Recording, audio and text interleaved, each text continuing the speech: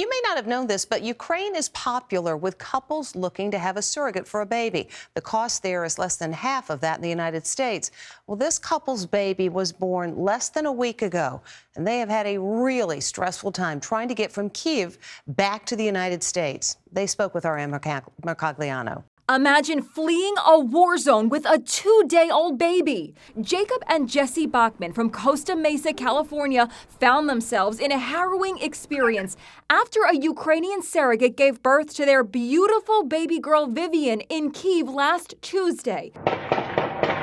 2 days later, they had to evacuate. When you heard the explosions, what was your biggest fear? My biggest fear was that we were going to be stuck. The Americans hired a driver to take them to the city of Lviv, the pathway into Poland. Due to the mass exodus, what would normally be a 6-hour journey took them 27 hours. They shot this video of military vehicles lining the roads. When they got close to Poland, traffic came to a standstill.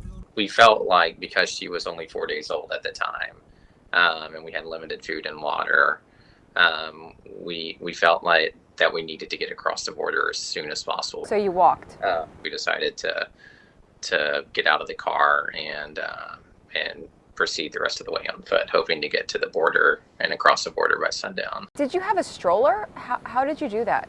I carried the baby and I carried the bags. Yup, Jesse carried baby Vivian, and that's Jacob wheeling their big suitcases for 8 miles in the freezing cold. 4 hours later, they finally reached the border on foot and found complete chaos. Fortunately for Jessie, the crowd noticed that she was carrying a 4-day-old and pushed her to the front. But only women and children were allowed through. I didn't have the baby's food or my passport because Jacob was carrying all that. And what they had to do was pass it over the top of the crowd and then throw it over the barbed wire fence and give it to me. Every time I thought that something was going to get better, it actually, and I'm not a pessimistic person, but it actually got worse. The Boeckmans spoke to me from their hotel room in Warsaw. They are scheduled to fly back to Southern California tomorrow.